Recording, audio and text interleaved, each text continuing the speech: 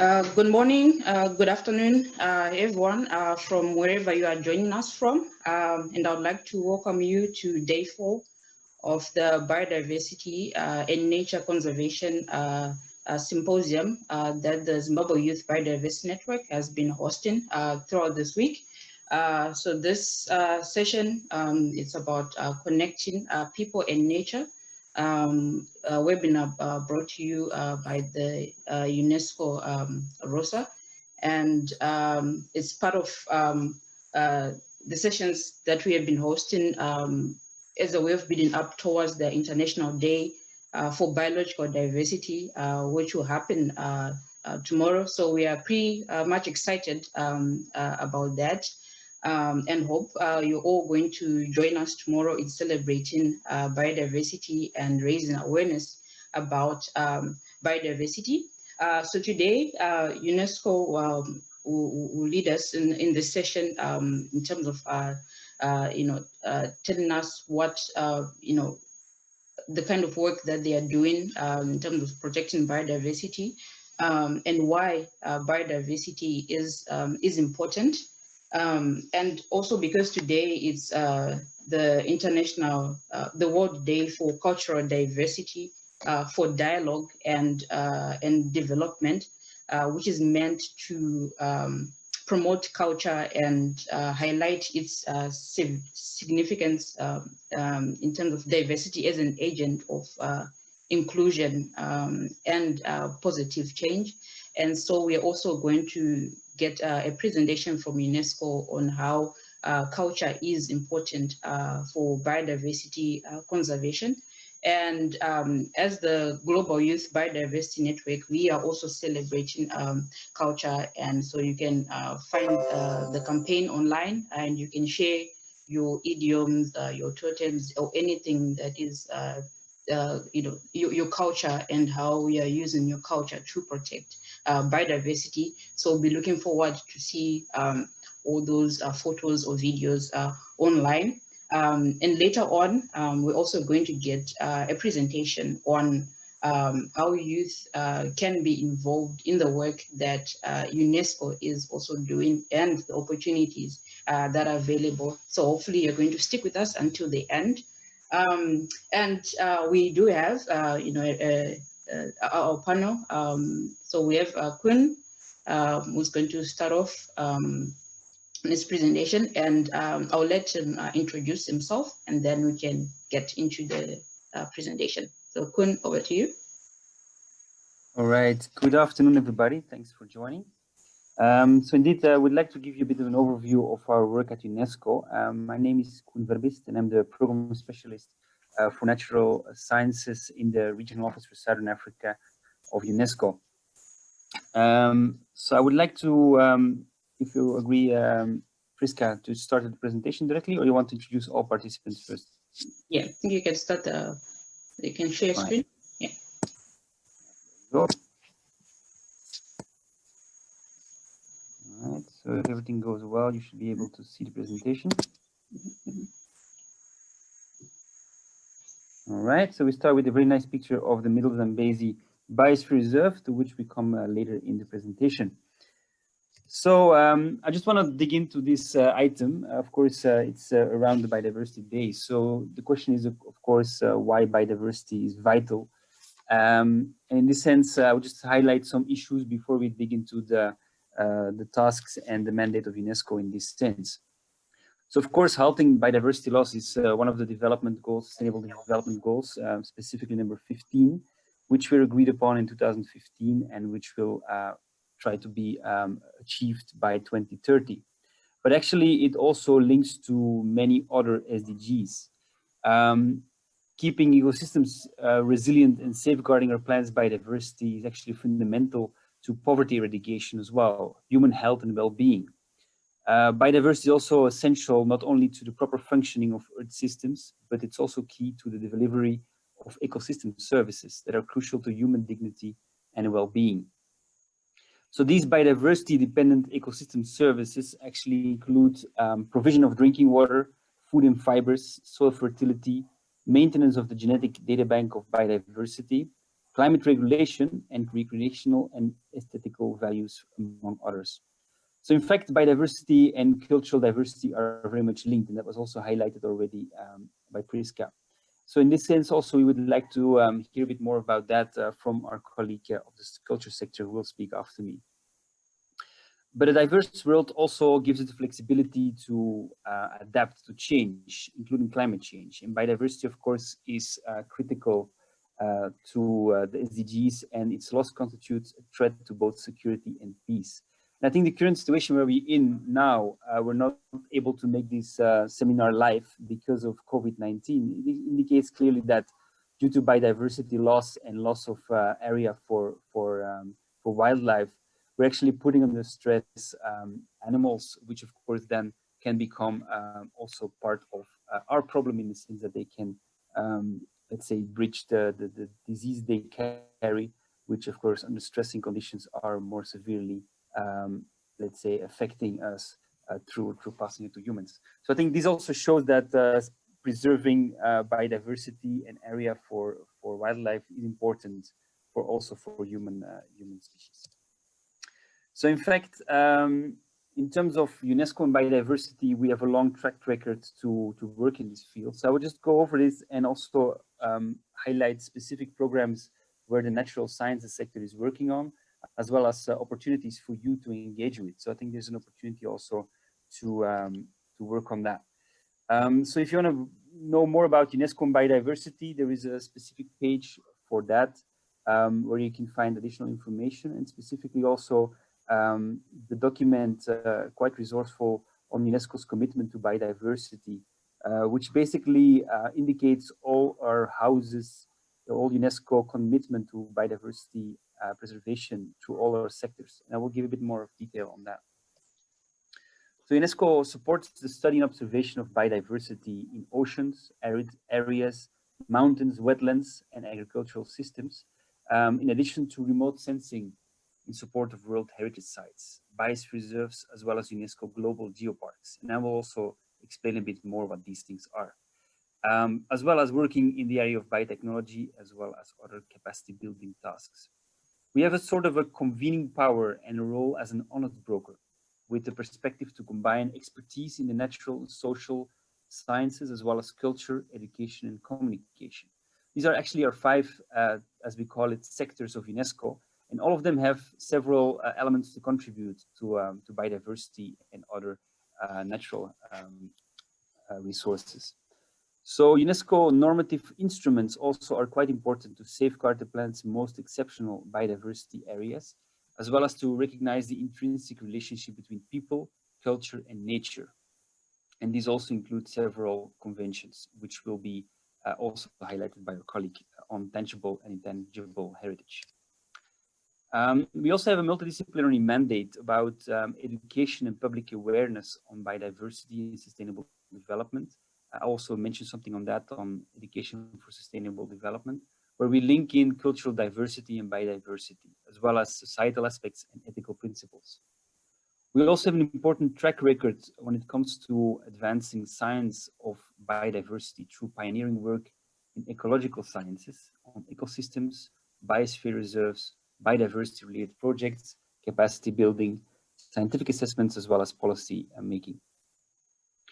We also have a very strong mandate on gender responsive and gender transformative work to biodiversity conservation and sustainable development, with the importance of promoting knowledge of women in biodiversity conservation. But also through our communication information sector, we develop information and communication tools that are important in terms of biodiversity education. And just to highlight a bit in that is that we're working now for Zimbabwe specifically to developing communal radios in the country that can actually help to broadcast relevant information for communities. And of course, that's also a space where we can engage on biodiversity education. UNESCO is also the host of the secretariat of one of the 8 major biodiversity related conventions, the World Heritage Convention. My colleague will speak more about that.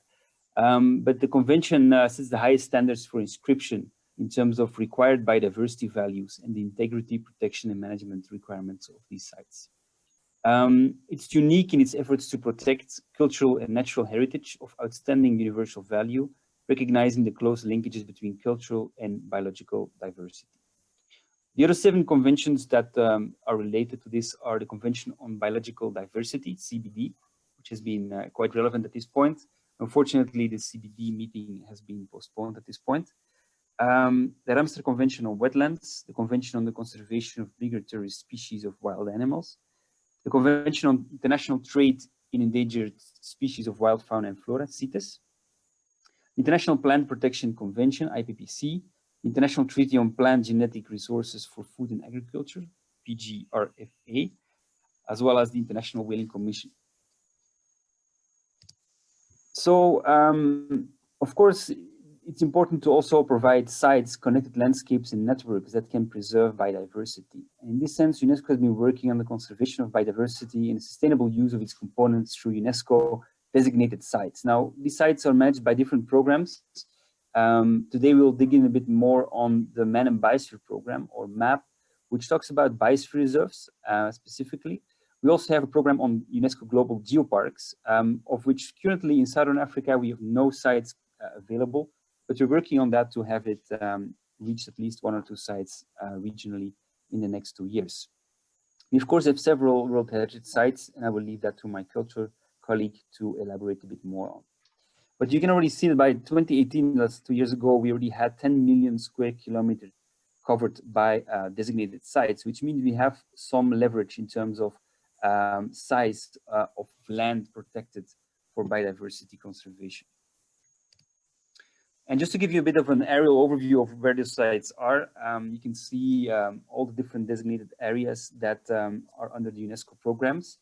And specifically, for example, I think the biggest one is the World Network of Biosphere Reserves, which has more than 700 sites at this point.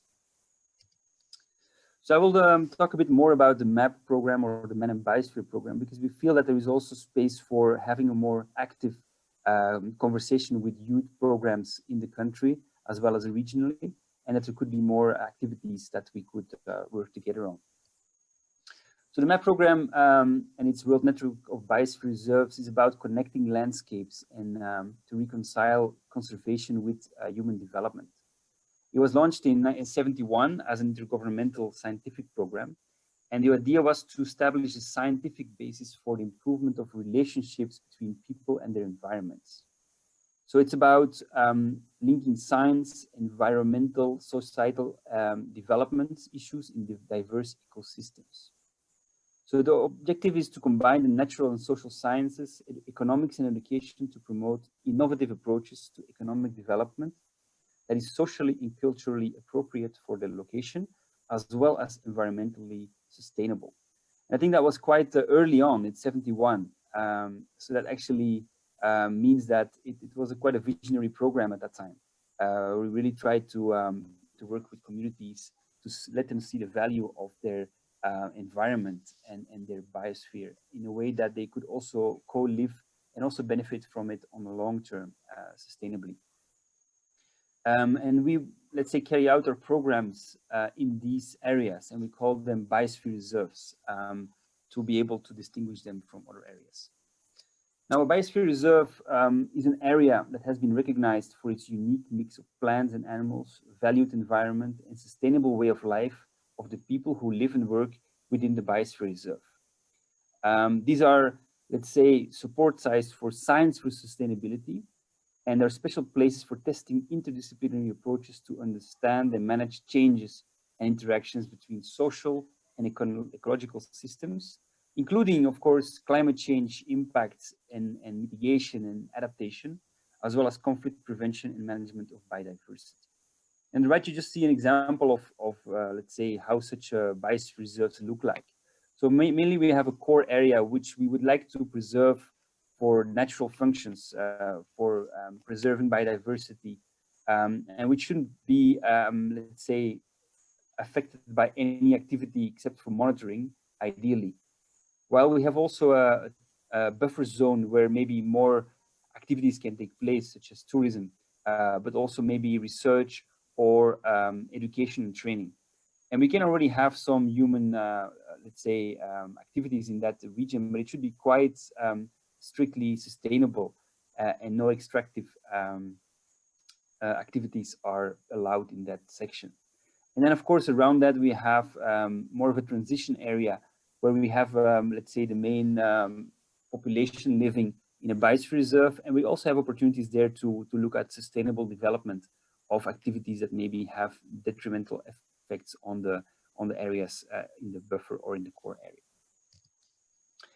Currently, we have quite a good starting point for this program in the region. ROSA means Regional Officer Southern Africa. So in this sub-region, we have 15 biosphere reserves, 10 of which are in South Africa, 2 in Malawi, 1 in Zimbabwe, 1 in Mozambique, and a recent one was added in Eswatini. So this is a good starting point. We expect several more countries to join in the next few years, and we also hope to expand the number of sites within each of those countries. South Africa at least is going for 2 or 3 more sites. We have Eswatini preparing one, Lesotho, Botswana, and eventually maybe also Namibia.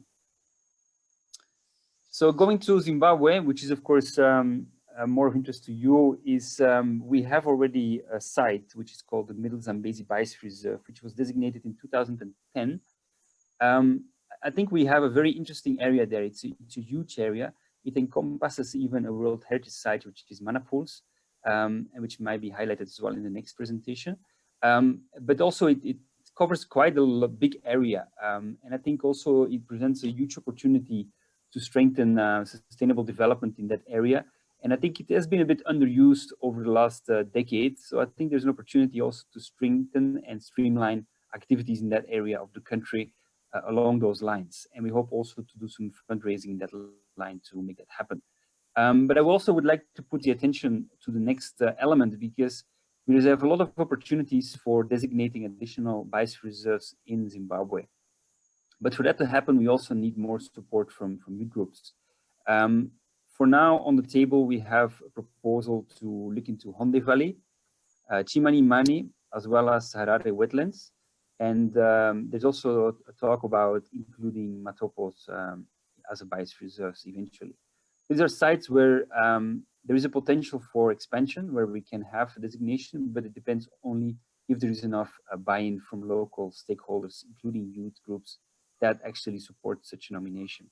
It's a nomination from the country, in this case Zimbabwe, to UNESCO. It's not UNESCO driving the process, but of course we are able to provide support where needed to make this happen for the country. And just let's say as a third element, we just want to highlight some current activities which are of importance to Zimbabwe, a new project we're starting, as well as youth opportunities we would like to highlight in this sense that we feel that could be relevant in this discussion. So we just recently got approved a project which we call Be Resilient, with the underlying name is Biosphere Reserves as Observatories for Climate Change Adaptation in Southern Africa. And the aim is to use biosphere reserves as areas of implementation for disaster risk reduction and climate change adaptation. You already saw that in some of the areas we would like to work, like Chimanimani, which is a potential biosphere reserve. We, of course, had the impact of Idai on flooding, on landslides. So clearly there is space for working on those sites that to strengthen them to disasters as well as to climate change adaptation. It was funded by Flanders as a donor, and it targets several SDGs. It's an let's say, disciplinary project. It's not only focusing on biodiversity, but also it looks at water issues as well as sustainable communities, of course, climate action, as well as collaboration between countries and different entities. It's a project covering whole of Southern Africa, so at least 15 established biosphere reserves, as well as about 15 others which are potential biosphere reserves, as the one we mentioned. So specifically, we want to, let's say, comply with some of the strategic objectives of the MAB and Biosphere Programme, as well as the Intergovernmental Hydrological Programme, which are 2 programs of UNESCO. So it's basically about facilitating biodiversity and sustainability science education for sustainable development, ESD, as well as capacity building, but also supporting mitigation and adaptation to climate change and other aspects of global and environmental change. And the topics of relevance in the IHP, or Intergovernmental Hydrological Program, are related to water-related disasters and hydrological change, as well as addressing water scarcity and quality. It will run around 4 themes. One is about climate change impact assessment. We will be rolling out a specifically developed UNESCO protocol for identifying risks of water security, as well as ecosystem services under threat of climate change, and looking forward to identify potential adaptation strategies, and also looking for cost benefit of those strategies in terms of finding the right balance. Building on that, we would like to use biosphere reserves as kind of observatories for climate change impacts, and tracking in those sites how impacts are being felt by the different elements, including biodiversity. So this actually is an opportunity also to start using those sites more actively as observatories for climate change. The second component is more about disaster risk reduction, and is more about developing tools for drought and flood risk management, as well as landslides. And all of those, let's say, risks and disasters are also happening, of course, inside biosphere reserves. There's also an opportunity to use them as agents of change and to make them more resilient to those hazards affecting them. The fourth element is about education for sustainable development, as well as citizen science. And I think also there is a huge component and importance for youth in that section. We would like to work with youth groups as well to engage in citizen science, collecting information that is relevant both to climate change impact assessment as well as to disaster risk reduction. But also to strengthen the collaboration with other countries, cross-border activities. Some of those biosphere reserves have neighbors, transboundary biosphere reserves, which share boundaries. There is potential for having a Zambian lower middle Zambezi River basin biosphere reserves, which would actually flow over into Mozambique, sorry, into Zimbabwe. We also have a potential to link up with Mozambique through Chimanimani, which on both sides of the border are potential sites for new nominations. So it actually will help to work across the border, and also to work as a team, as a sub-regional team on addressing these issues together. Maybe just to highlight some publications which are available for training on education for sustainable development, where already biosphere reserves are used. And we're now developing a program with support of the Swedish Development Corporation to roll out new materials where we specifically use the biosphere reserves as learning environments. So instead of using examples from abroad, we're trying to use education materials, develop materials that actually use elements from Zimbabwe's biosphere reserves. And we can learn by being in those areas. You can use local and cultural practices to work on sustainable development. But also citizen science holds the, let's say, the promise of being very integrative and engaging youth and vulnerable communities to also track and do science by engaging local populations and by measuring in communities. So we're also elaborating in that sense this component. All right, and just maybe to finalize my presentation, I just want to I'm just gonna see this our co-presenters, so I get some messages. I'm just gonna admit them. All right. So in terms of youth opportunities for being engaged with UNESCO MAB Biosphere Programme, as well as other programs, we're actually in the development of a sub-regional youth network for Southern Africa, and my colleagues will be discussing this a bit later in the call. But specifically, we see a lot of space for youth engagement in the new nomination of new biosphere reserves in Zimbabwe, where we actually see a lot of, let's say, opportunities in the next few months to make that happen. And we're actually looking forward to work with youth groups to support that. But also, of course, the citizen science program as part of the Be Resilient project would be some place where we can have active youth engagement and to make sure that we work together. There's also MAP Youth Network that is also being strengthened over time. Initially, we had a few people from the region, but more and more we feel that there is space for more and more interaction and representation from this area in global youth networks where we would like to also be more active in. So also there, I think there is space for reaching out to us and to be part of this this activity. There's also a UNESCO UCAN program specifically on climate change that we're also developing and that you also may be engaged in going forward. And at the end, there's also a young water professional project, which is more related to the water area of UNESCO, where also we have a space for integrating youth activities as well. So I'll probably leave it here for now, and I will just continue with the presentations from our colleagues so that we can also have a question and answer session after the final presentation. So I'll give it back to Priska for the next presenter. Thank you so much, Koen, for that informative, presentation. And just to summarize on some points that that Koen raised, like he did mention, he gave a nice introduction about what a Biosphere Reserve is. And in the next presentation, we'll get to learn more about how Biosphere Reserves are also important for biodiversity conservation. And you also mentioned, the proposal of looking into Onde Valley and Chimanimani as potential sites for biosphere reserves. So for young people who live in those areas and would be interested in being part of this, so that's an opportunity that you can look forward to. And you also mentioned issues of developing educational materials developed by Zimbabweans for Zimbabweans.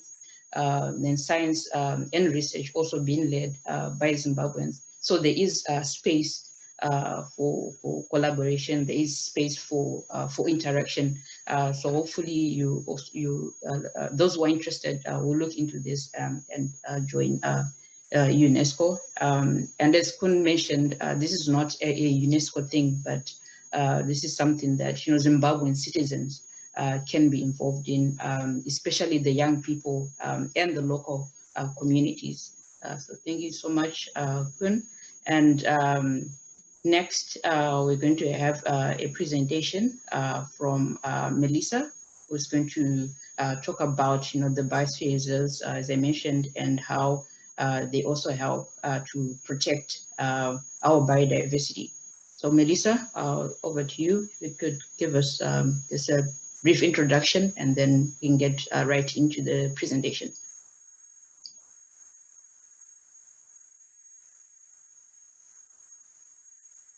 Okay, can you hear me? Yes, we can hear you. Okay, great.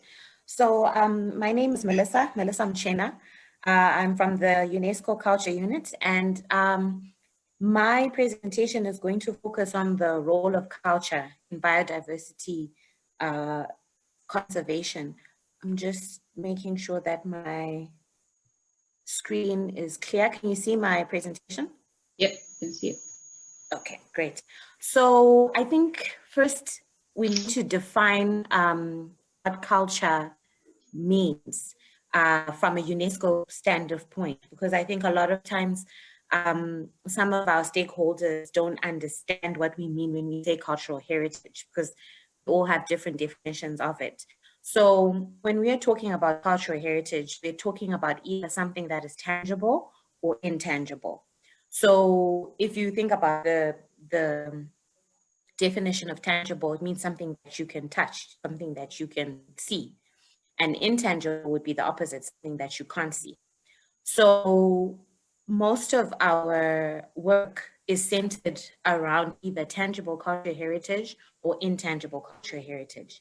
So Koen mentioned that we have a convention called the World Heritage Convention that looks at the protection of cultural and natural heritage. So when we're talking about cultural heritage in that sense, we're talking about things such as sculptures, such as manuscripts, monuments, and archaeological sites.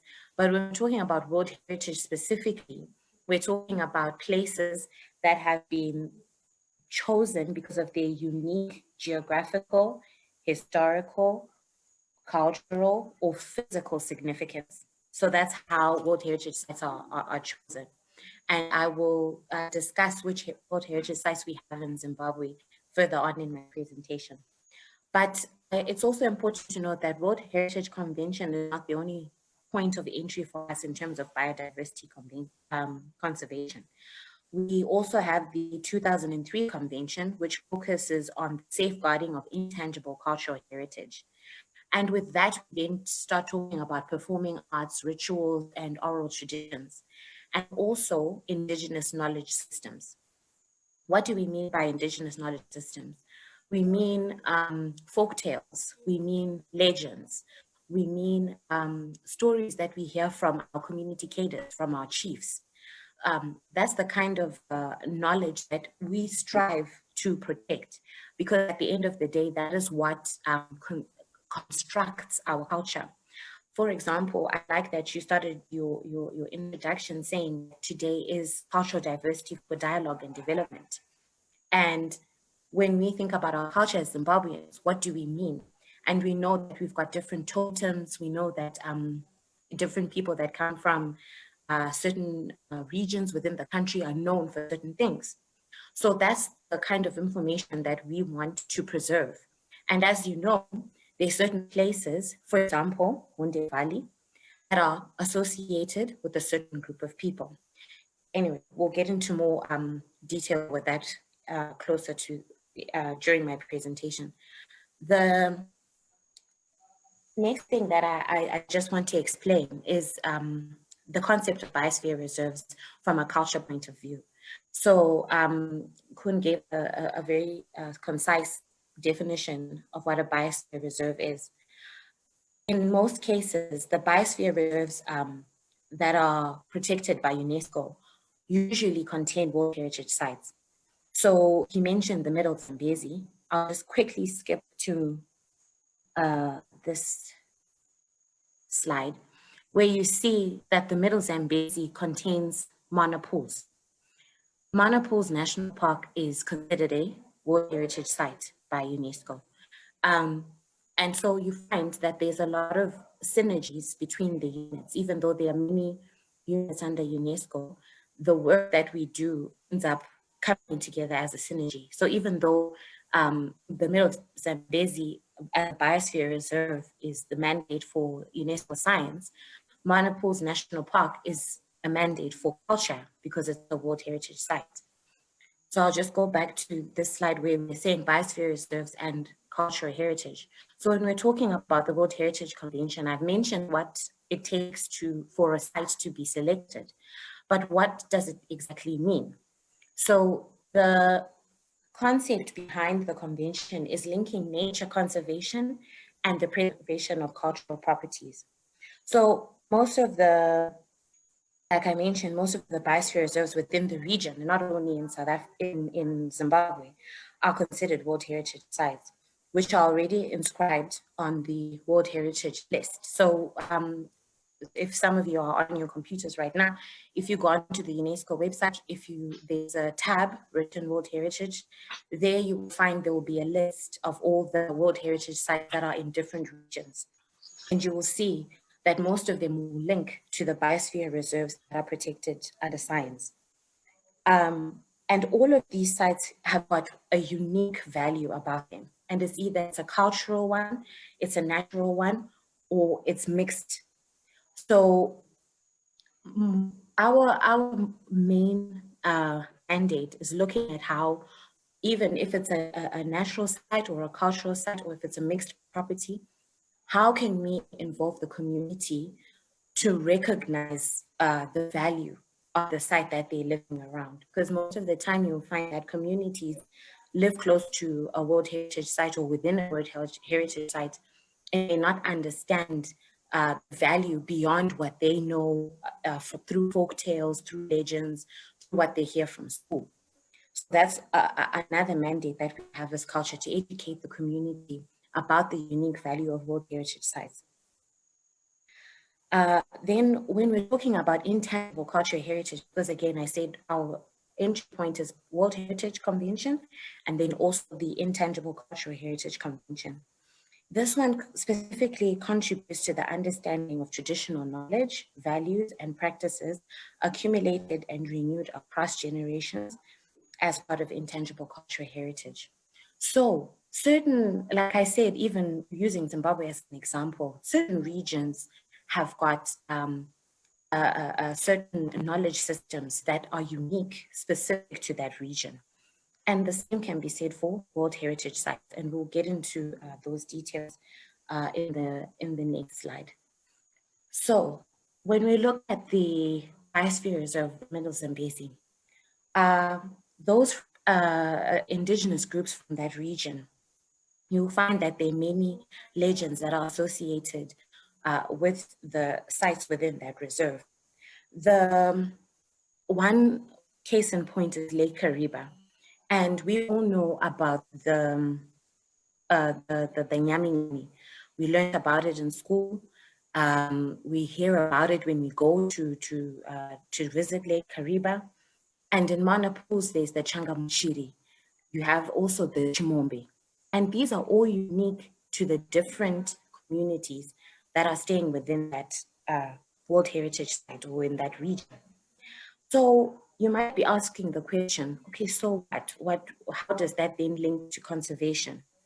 Well, if you use the information that is unique to that area, you then give ownership to the community that is within that area, rather than trying to bring an idea that is far removed from what they understand.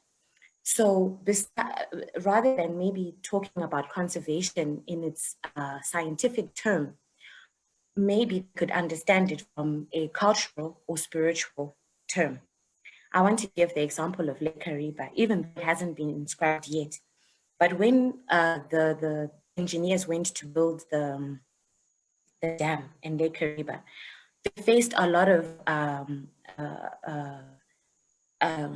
hostility from the community because they couldn't understand why someone is coming to build this dam, number one, without involving us, without questioning whether we consider this as a spiritual medium, because for the people within that region, they believed that there was a river god who stayed in the lake, and he had his wife, and building the dam was going to separate the two. It might sound like a bedtime story for children, but it is something that would have been intrinsic to the culture within that region, within that community. People identify themselves with that. So they then discovered that there were certain rituals that needed to be done before the dam was constructed. They realized that there were certain stakeholders that they need to involve before they can make decisions on behalf of that community. So this is just an example of how working with the community sometimes could get the goal done for conservation, even though the construction of a dam may not be an example of conservation, but it gives an overview of why it's important to involve the community, because the dam would not have been constructed had they not involved the community. And we all know how important that dam was, even for our electricity use. Then I move on to Mana Pools, the same thing. It was important when the site was enlisted as a World Heritage Site. They use certain steps, and we will get into that just now in the next slide, of involving the community in terms of people that are managing the site. So rather than getting people from another region to come and become site managers there, they use the indigenous community within that specific community to be the people that manage the site. So these are the natural heritage sites that we have in Zimbabwe. So there's the Mana Pools National Park. We've also got Great Zimbabwe National Monument. We've got Kaminga Ruins, and we've also got Victoria Falls. And I think when we look at this list, not only do we see that these are World Heritage Sites, but these are also of tourism value to the country as well. And it's important for us to realize that tourism is great for the country. We need people to come and see the beauty of Zimbabwe, but it also opens up to a lot of threats. I'll mention, for example, the poaching attacks that the Mana Pools National Park was subjected to a few years ago. And part of the reason why it became a World Heritage Site was to protect the animals that were in that national park. And that also came from the fact that we were getting more tourists that were coming to that site. Another example is Victoria Falls, the pollution of the water that was going on there. Again, because of the traffic of people that is coming to that site, it then puts a threat towards it. And again, the community needs to be educated on such concepts on, okay, what does pollution mean? Can we go and wash our clothes, for example, by this specific area, or should we go and wash somewhere else? Because we need to realize that there were certain practices that were done before it was made a World Heritage Site. And so it's important to go and educate them that, okay, when you go and you wash your clothes or you wash your bodies in this specific area, it is going to cause pollution and it is also going to damage the site. Another example is the fact that there's a lot of spiritual connection, be it to all of the World Heritage Sites mentioned. Certain people do rituals in those areas for specific reasons. And it is because of this that a lot of people might have some reservations to have it protected, because they feel maybe that they won't be able to practice the rituals that they did before.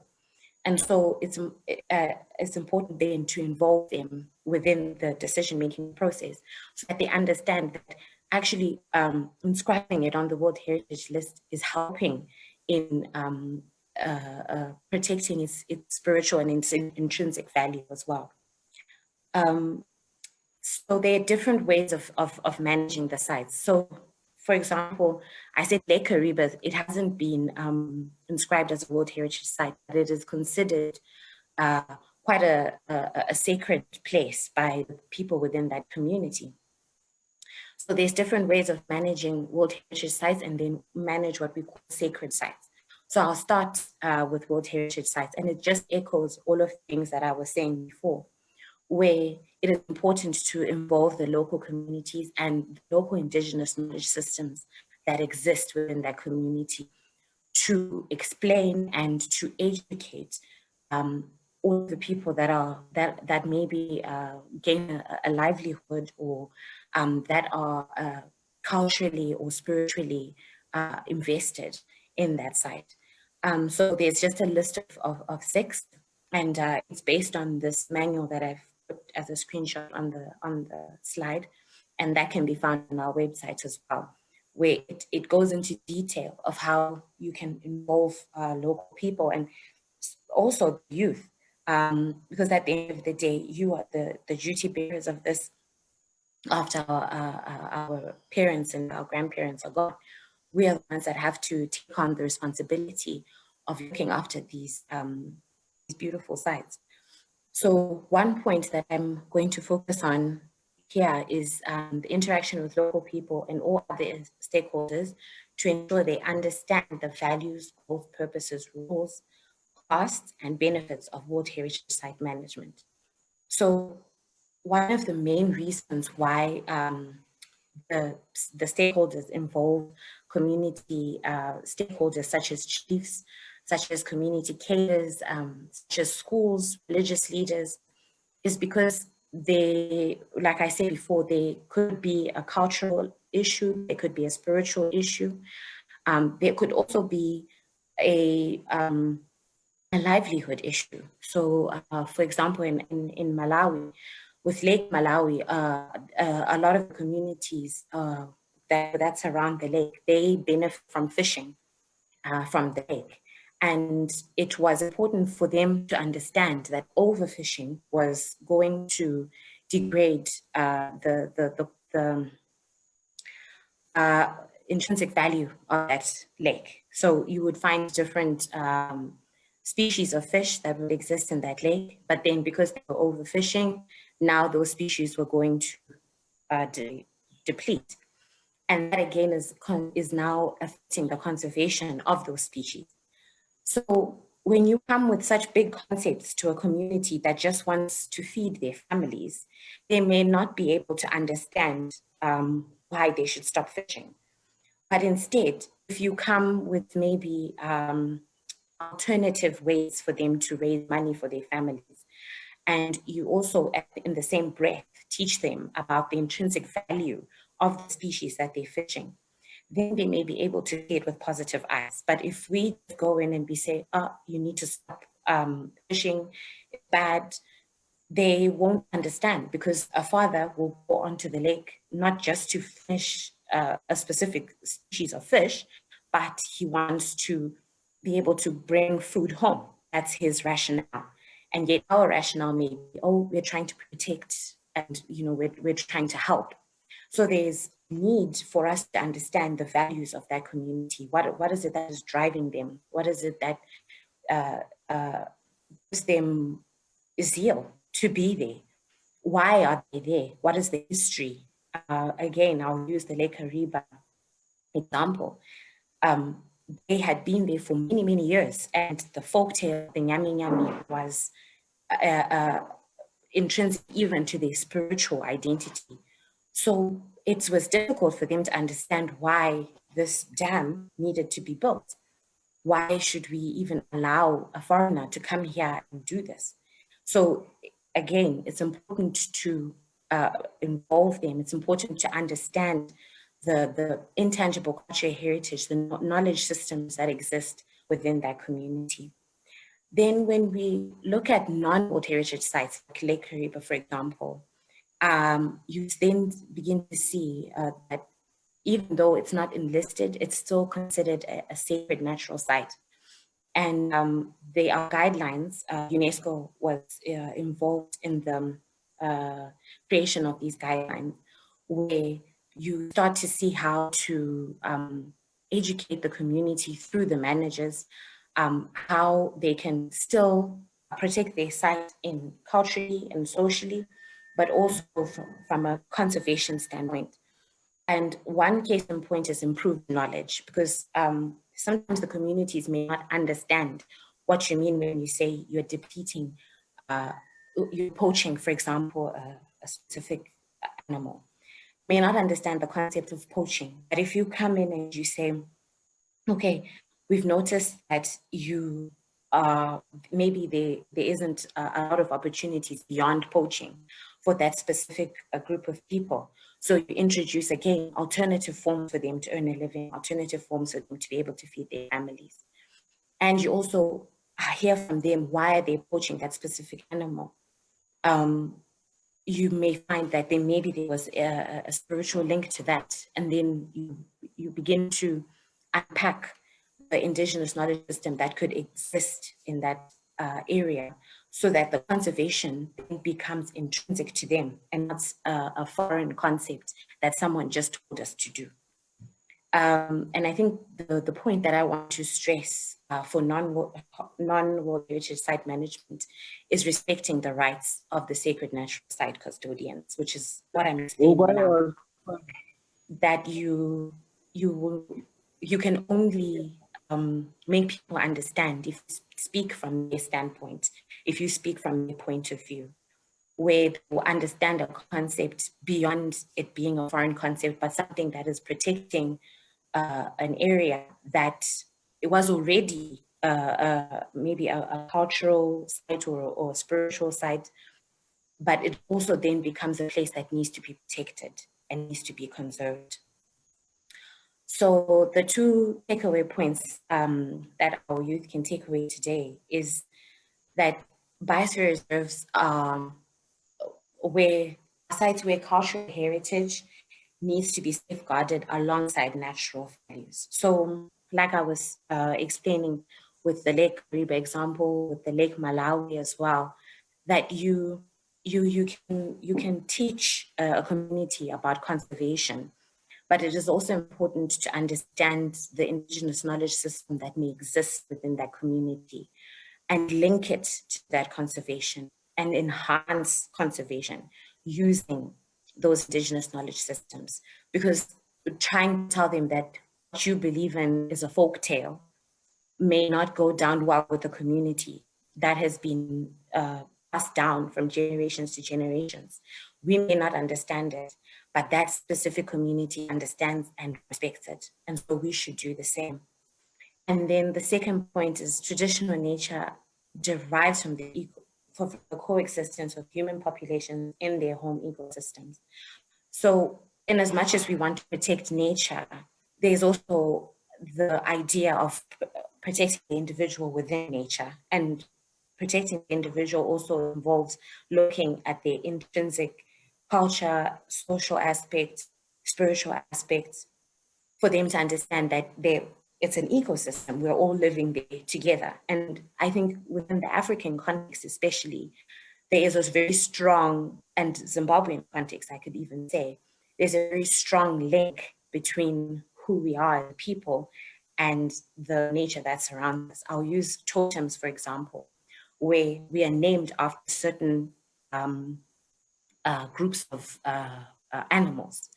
For example, my family believes in protecting the eland. So I can't eat meat from an eland, for example. Or those that predict, those that have a spiritual link to zebras. So they can't eat that meat of a zebra. So at face value, it might seem like something very strange. And it's like, why would they do that? But you then see that the system was actually to protect the animals that are within that region. You'll find that maybe because the community was staying in a place where there was a lot of zebra, or maybe there was not a lot of zebra, they then decided to name a specific family after that animal in order to protect it. So it's important to understand that history, to understand those knowledge systems that are very cultural and linked to the community, and could also enhance, like I'm saying, the conservation of our biodiversity. So I think that's it for me, and that is my email address in case anyone has got questions after the presentation. Thank you so much, Melissa, for that presentation. I really enjoyed listening to it, and I can see some feedback that you also get from people on Facebook. They're also, enjoying the presentation that you just gave. And so Melissa's presentation focused on the cultural heritage, which includes tangible and intangible cultural heritage.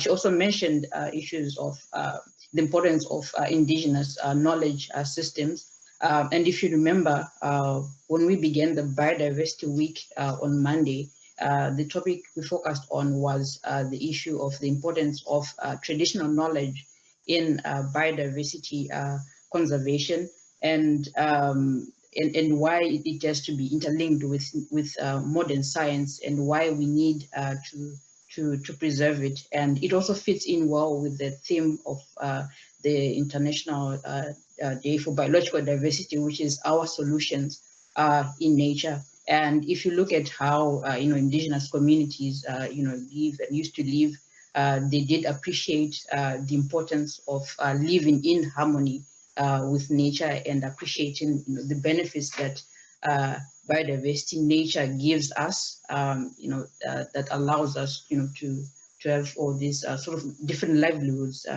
that we have. And she also, talked about, the Biosphere Reserves, and how an area or site becomes designated as a Biosphere Reserve, and what are some of the things that UNESCO looks at before an area is considered as a Biosphere Reserve. And all this information, you can get it on the UNESCO website, as she mentioned. And lastly, just like to emphasize on the importance of including local communities, which is very, very important, in also preserving, their cultural heritage. So if you go to an area where you have local communities, whatever you are doing, whatever development that you want to engage in, also involve those local communities, and also using traditional knowledge is a way of enhancing conservation. And of course, totems are what makes Zimbabweans Zimbabweans. They are just a way of showing how, people or a certain group of people are connected to a certain animal and also to the environment that they live in. So up next, previous presenters focused on what is a Biosphere Reserve, what is UNESCO, what does it do. There was a lot of mention of youth opportunities, what kind of things that young people can do in terms of scientific research or even developing materials that can be used for learning. And so up next, we're going to have a presentation from Tawanda, and it's going to focus on these exciting initiatives that UNESCO has. I've been, privileged also be part of some of these youth initiatives that UNESCO has done in the past, and I can say that those are quite good programs, and I hope that through this next presentation, you also be interested in being part of that. So I'll let Tawanda introduce himself, and then we can get right into the presentation. So Tawanda, over to you. You can hear me? Yes, I can hear you. Okay, so my name is Tawanda Gijima. Work in the natural sector unit at the UNESCO Regional Office for Southern Africa. So I'll go straight into my presentation. Sharing my screen.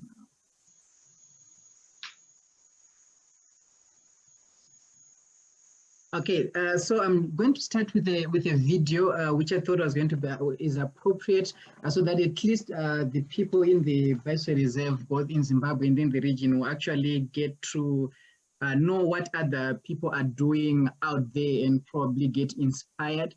So I'm just going to play a video of this girl.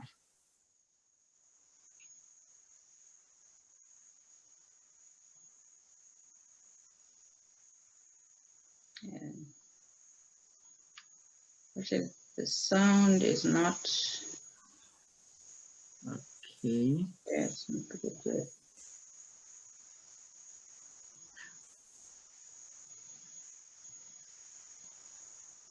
Okay, so it seems like the sound is not working out well, so I'll quickly jump to the next slide, which is going to be talking about Youth UNESCO Climate Action Network, UCAN. Okay, so youth around the world are playing an important role in designing, co-producing knowledge, providing solutions, and raising awareness for climate action. The motto, changing minds, not the climate. You can reinforce youth-led climate action by supporting youth and existing youth networks and by creating bridges among them. So this is one of the initiatives that UNESCO is actually driving, so that we get to involve youth, whom we believe are actually the major stakeholders as far as biodiversity, water, environment initiatives are concerned. So Youth UNESCO Climate Action Network, UCAN. So the vision of that program is a world where young people are conscious of their common future in interaction with our planet and take an active part in building thriving, fair and sustainable societies by contributing towards the aim of the UNFCCC Paris Agreement to significantly reduce the risk and impacts of climate change. So we believe youth can actually play a significant role in ensuring that some of these programs come into are successful.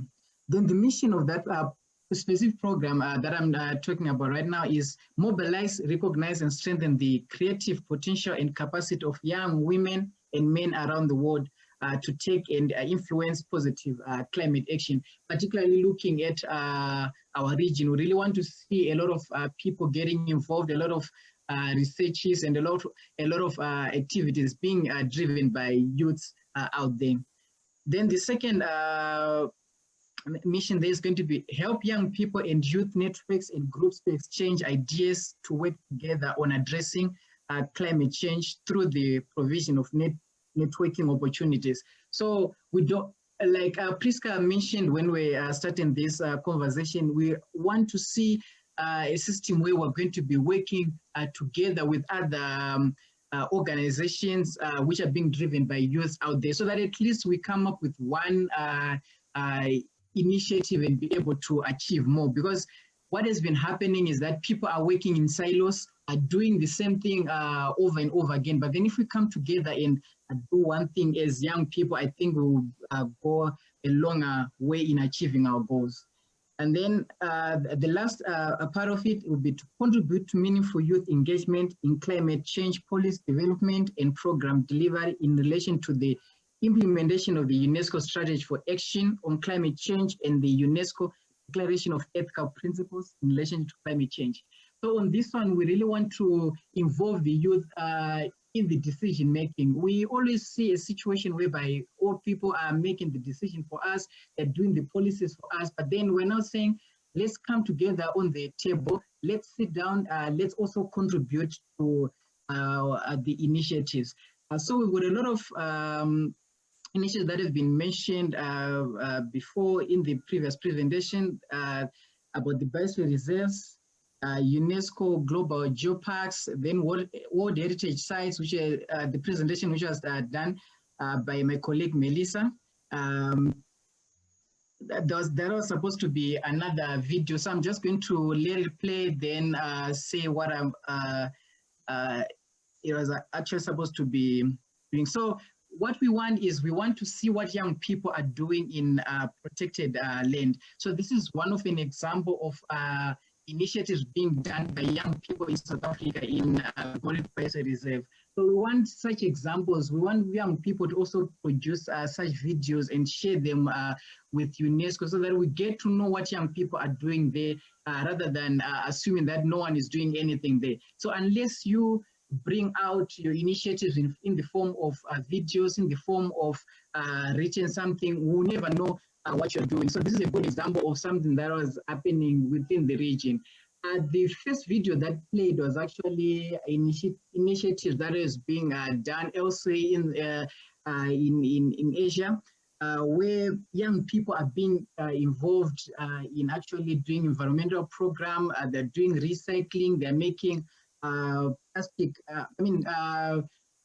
bags using old clothes. So such initiatives, we can also do them here in the region, in Zimbabwe particularly. Okay, so one of the interesting programs that we are actually doing as UNESCO is a MAB Youth. I'm sure some of the people who are actually listening attended the previous sessions for the MAB Youth Forums. Okay, the first one was held in Italy in 2017, and I was fortunate to be part of the representative for Zimbabwe. So basically, this is the introduction to the MAB Youth Forum. The MAB program engagement towards youth started during the 4th World Congress of Biosphere Reserve in 2016. While a workshop on youth engagement in Biosphere Reserve was organized, the lack of young participants was surprising and evolved into action to involve youth more directly with the MAB program in its world network of Biosphere Reserve. So you can see that there was a workshop that was held, but then during that workshop, we could see that there was a parallel session for young people, but then the representation was not enough, considering that the young people actually constitute the larger population in the world. So then UNESCO then thought we should have a forum that is going to be only for the youths. So the the MAB Youth Forum is only attended by youth. The only older people who come will be facilitators supporting the young people who will also be leading certain sessions. But actually it's a program that is being driven by young people, and we feel we need more young people who are actually in the Biosphere Reserve, who are actually in the national parks, who are actually working on the ground to attend these sessions. But because a lot of people did not know about it, would find that only few people could apply. So we're here to tell you that there is this program, so that in the next session, when this COVID pandemic is done with, we'll be able to also apply. Then the first MAB Youth Forum was organized to offer an opportunity for young people who care about the special territories. I've talked about that. The MAB Youth Forum was a great success and proved to be a beginning of active engagement towards youth within the MAB program and its world network of Biosphere Reserve. As one of the participants, it was actually interesting to see what young people are actually doing in their respective countries. And we, like I mentioned earlier, we want to see also young people from the current Biosphere Reserve and the potential Biosphere Reserve attending this session, so that we bring home some lessons, not only bring home some lessons, but also come and do something on the ground, so that at least we are seen as the champions of biodiversity. And also creating employment. We know that we've got a problem of employment in our region, in our country, and some of these projects can actually be means to create employment for our fellow youths out there. Then the second MAB Youth Forum brought together 176 young people from 83 countries in China on 15 to 18 September 2019 to give youth a voice. And then the MAB Youth representative talented young people, young scientists who are actually working in these biosphere reserves. So like I mentioned earlier, we need more people to actually be part of this program. We need more youths to engage in this program. Okay, and then during the 2019 MAB Youth Forum, they've decided to organize themselves into regional networks with respective action plans, which will be further coordinated by nominated regional focal points who will act as spokesperson for their region until the next MAB Youth Forum takes place. So what then the young people did was, we've seen that sometimes we have forums and then young people come and then it ends there. So then we want to take it further. What is going to happen is that we're going to be having regional networks and national networks where young people are going to come together, come up with initiatives and actually do something on the ground, so that we can see what they're actually doing in their respective biosphere reserve. Then we thought maybe we can actually share some of the activities that were done, especially during this COVID era. There's a biosphere reserve which is actually in Nigeria. So what they actually did was they came up together and then made some sanitizers for the people in their region. In the context of the ravaging COVID-19 pandemic, the Omo Biosphere Reserve, which is in Nigeria, has looked into its evergreen landscape in order to produce a reliable herbal-based sanitizer following standards laid out by the World Health Organization. So this is something that youth can actually also do who live in different biosphere reserves. They can come up with such initiatives and then monetize those outcomes. And then the products from the biosphere reserve have not only proved useful for environmental and biodiversity conservation, but also for rural livelihood, food, and especially medicine, among others. So we are saying, in as much as we are here to protect the environment, and as much as we are here to protect the biodiversity, it is also something for us, because all the ingredients that we use were from the environment. So we need to protect the environment so that it can actually give us something in return, right? Then someone would want to know what is the aim of the MAB Youth as a whole. Then the aim of the MAB Youth Network is to engage the youth as actors of change. We want young people to be actually at the forefront of these initiatives. We want young people to be involved in policy making, in shaping their future, because as one presenter said, we are the future custodians of this environment. But then we're not only the future, we're actually the current also. So we need young people to be involved. And then we need also empower youth to make their voices heard in the global debate on biodiversity conservation and climate change. This is the reason why we are organizing these global youth forums, so that at least the voice of young people can be heard. Okay, so then what are we doing as the regional office towards this initiative? We've got our regional strategy that we are in the process of making. So a youth initiative is part of UNESCO's effort to ensure that young women and men are engaged in policies and programs affecting them and lead action to promote peace and sustainable development in their countries and communities. Okay, so then the question will be, how are we going to do that? Okay, so we're going to engage the young people by means of having some outreach trainings, mobilizing online conversations like the one that we're having at the moment. Then what else are we also going to do? We're going to have some communications. We have some social media kits, campaigns, stories, inform and educate. And all these things are not going to be done by old people. This is going to be done by young people who are actually going to be in the lead. Then the other thing that we're going to be doing is innovation. We're going to be having competitions, products, showcasing, mentorship. So we want a situation whereby young people are going to come up and say, we want to showcase what we are doing, so that at least people know what you're doing in your own small space out there.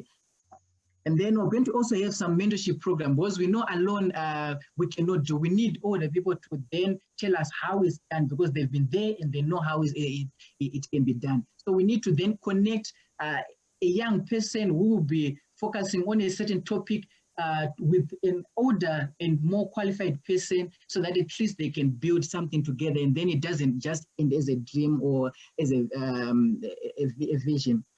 Then partnership. We're going to be, like I mentioned earlier, we're going to be working with youth organizations and also with the government, where we've got our offices and where we are mandated.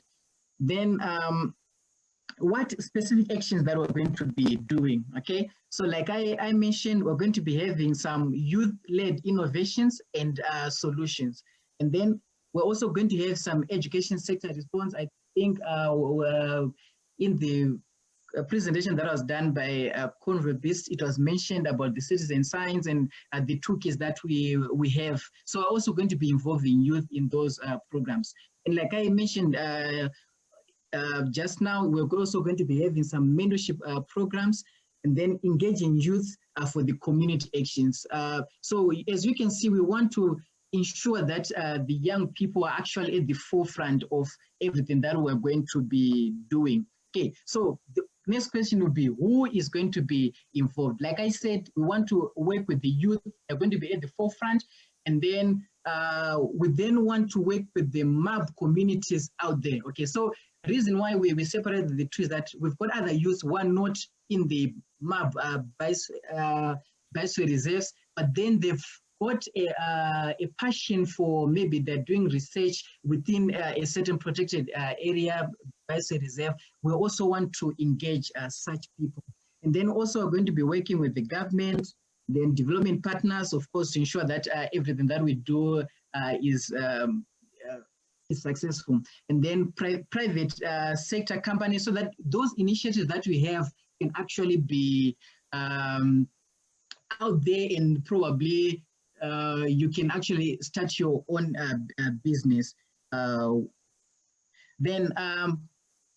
what other things are we also doing? So the MAB is not only looking at the environment only, we also have got a water program that we'll also look into. So currently there is this call for abstract that I thought maybe we can actually take this opportunity to let you know about. So it's called for abstract youth and water security in Africa. Within the context, the Africa Water Week, UNESCO is in touch with several international journals about publishing the printed and online version of a special issue that will focus on the importance of water security and youth engagement in Africa. So more will be shared with you because we now have got your emails as you actually joining this call, I think we will be able to send to your emails, or you can actually see on our website for more information. Okay, then for those who are actually working in the Biosphere Reserve, there's also an opportunity. Those who have attended the MAB Youth Forum before, I'm sure you've received this call already. So this one is youth as researchers exploring the impacts of COVID-19. So like I said, we're also going to put this on our website so that you get to know more information about it and also be part of it. Okay, so then that is all that I have for now. Thank you very much for listening.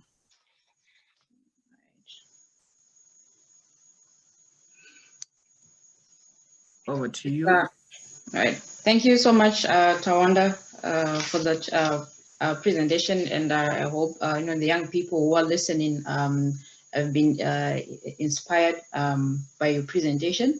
Your presentation mentioned different ways in which young people can be involved, and different ways in which UNESCO also involves young people. And even looking at this COVID-19 situation that we are all in, and how some opportunities that have also come up from this, for example, looking at the Biosphere Reserve in Nigeria, with young people coming up with different initiatives that can also bring in some money for them, and this is something also that young people in Zimbabwe can also draw lessons from. As you mentioned, you do not just involve young people who are living in biosphere reserves, but even those who are outside, especially those who are interested in doing research. And I can see that there's some young people here who've been doing some sort of research, and I'm sure they'll be contacting you for further details on how to get involved. So all this information that Tawanda was given, you can find it online on their website, and you can also get in touch with UNESCO, and they'll be happy to to talk to you and to explain to you. So right now, so thank you so much for all those our presentation from Kun, Melissa, and Tawanda. So right now we want to move on to the question and answer session.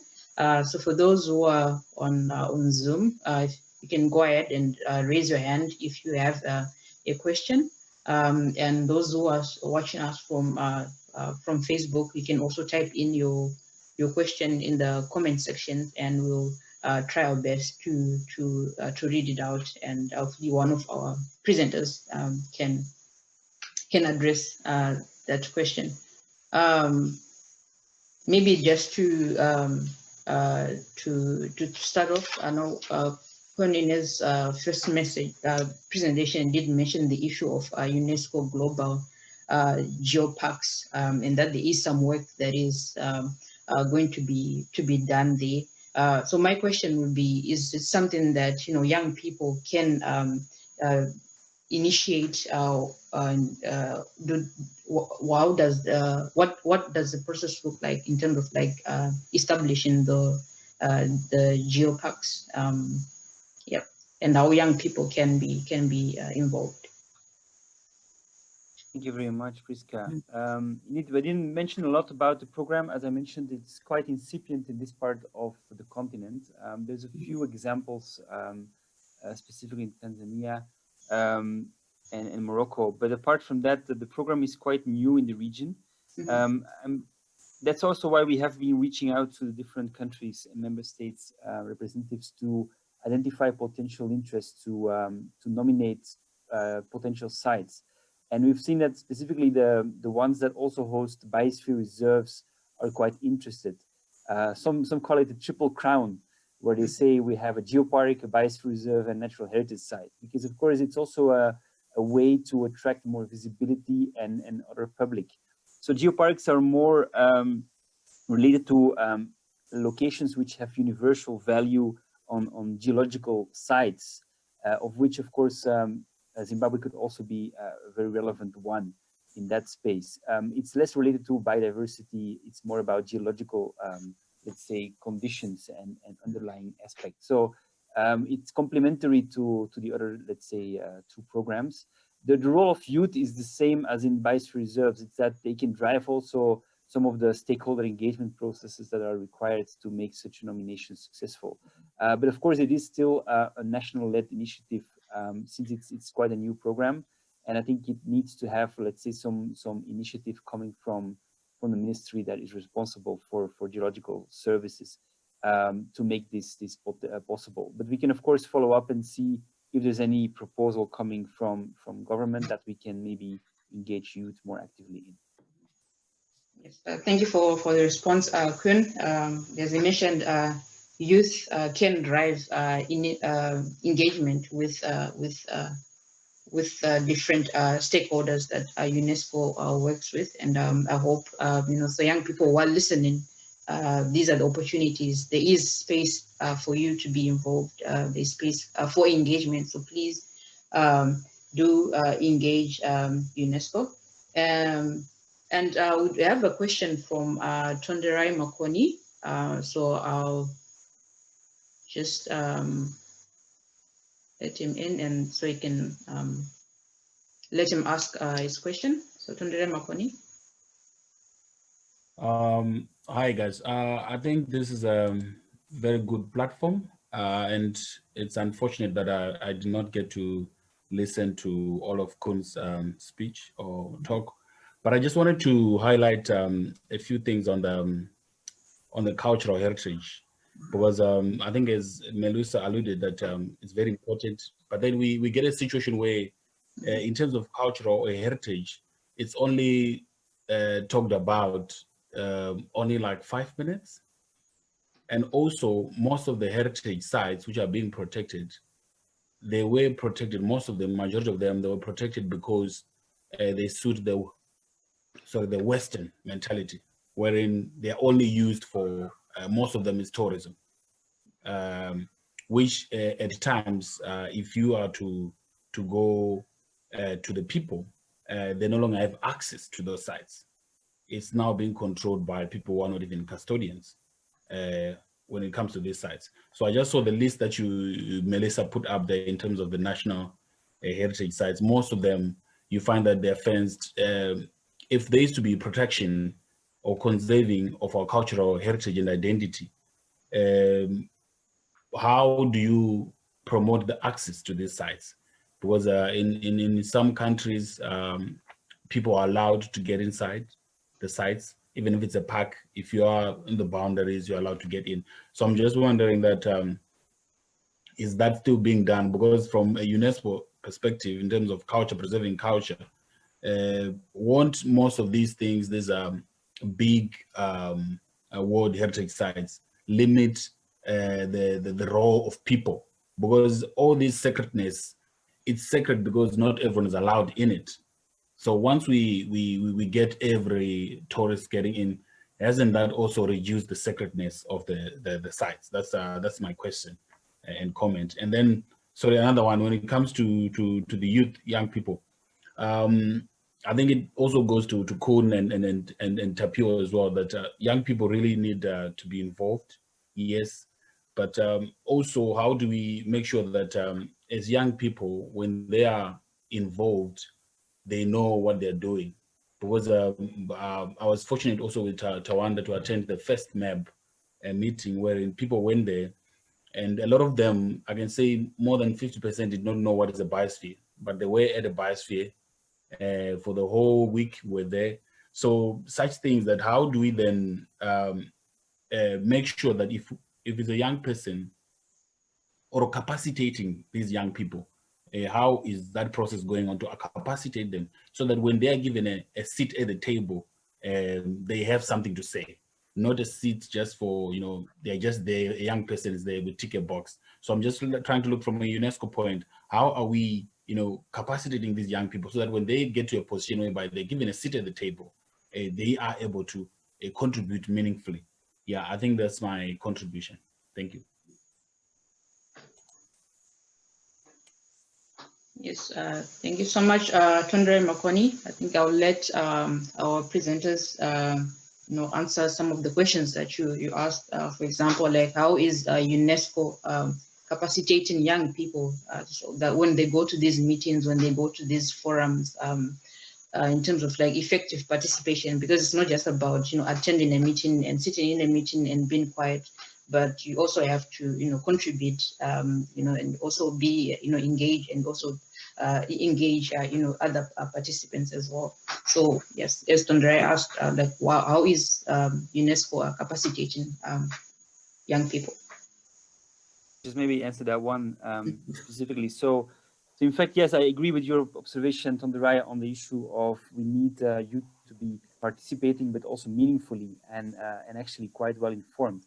And I think one of the observations we also made when we were asked to provide names for forums, that these people really have also kind of a representation function, and not just themselves, not just representing themselves as a person who has the luck to be invited to a regional global meeting, but also representing the weight of the region or the country that he or she represents.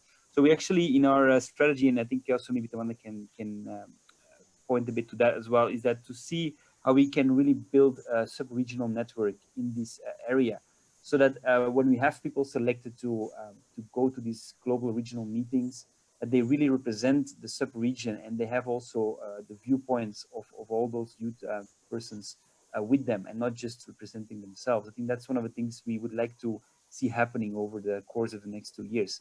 So one objective was to have a sub-regional meeting, especially also, do you say, capacity building. Of course, people not always know what the program stands for and what their participation should look like. So I think it's important for us to also give them opportunity to grow in that role and find their space. Some people probably don't know yet that they may have a role to play here.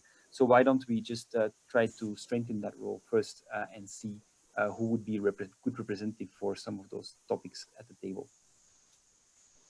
Yeah, thank you so much. Can I address the culture questions? Yes, Melissa, please go ahead.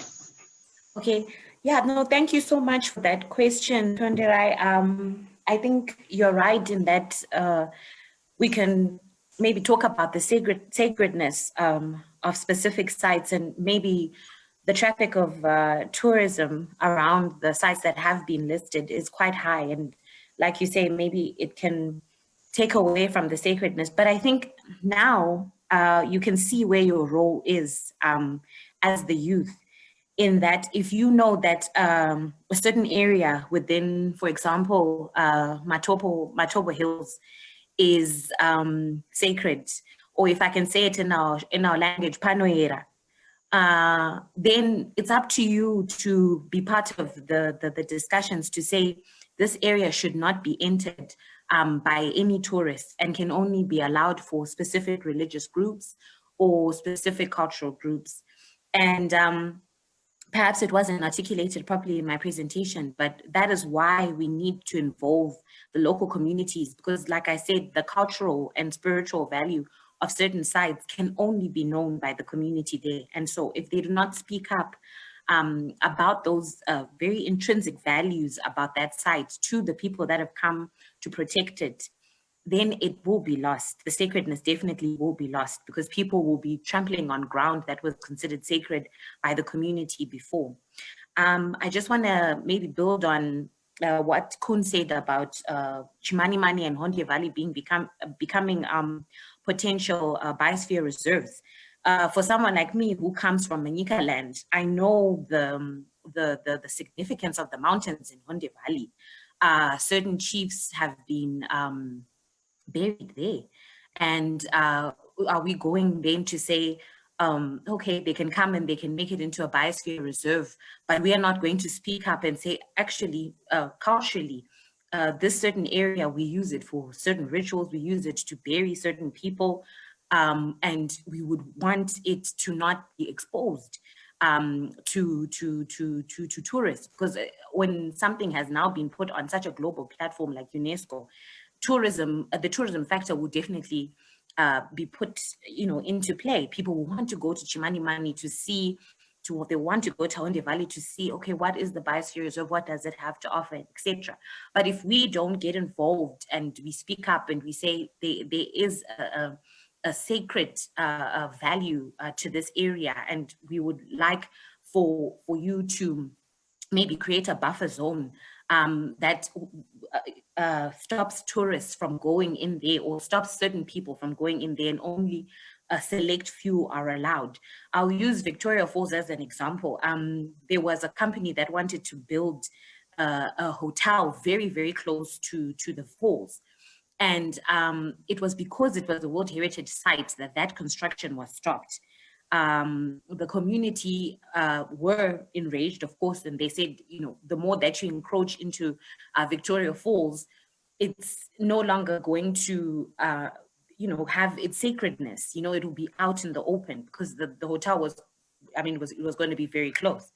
But because it was listed as a World Heritage Site, UNESCO was able to use those measures to stop the construction and to say, no, you are now infiltrating into what we regard as the buffer zone, where you cannot go beyond the zone.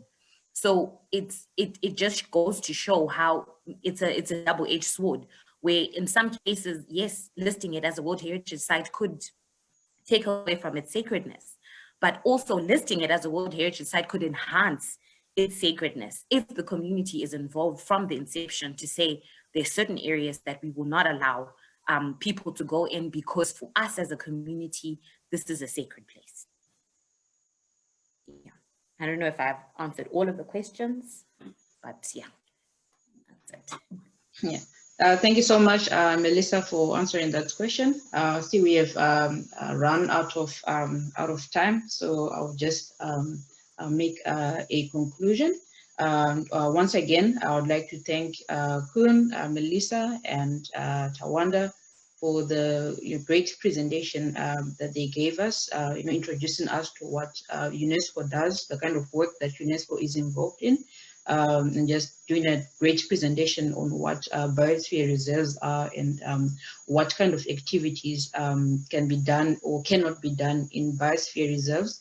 And also, most importantly, how UNESCO is involving UNESCO ROSA, how it is involving young people in its programs, in its initiative, and some of the new initiatives like the UCAN that Tawanda mentioned, that young people can also be part of.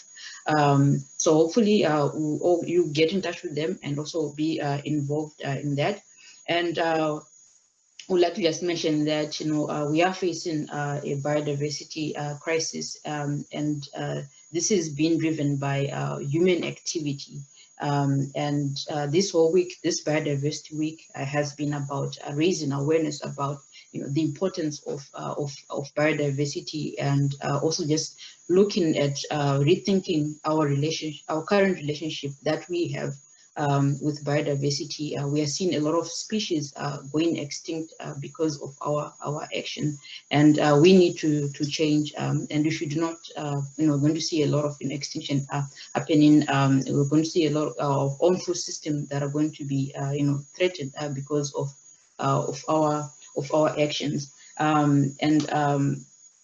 I hope, and just to re-emphasize on the importance of the need for young people to be involved and to actively participate in these initiatives. Like UNESCO did mention that they're going to have youth engagement that's going to be looking at social media, kids outreach, online conversations like the one that we are having today. And so hopefully this is not be the end, but we have more and more, and to mobilize people on the ground and also on these social media platforms.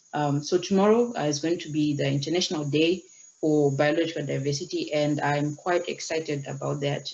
If you are part of the Global Youth Biodiversity Network, you'd also be excited, because we've been building towards this day. This whole week, we've been mobilizing and engaging young people online in the different chapters that are there. And hopefully you also join us tomorrow at 11 a.m. We'll have WWF and Professor Gandiwa will be talking to us about the future of biodiversity. So thank you so much to everybody who joined us on Zoom and also on Facebook. So yeah, thank you so much and goodbye.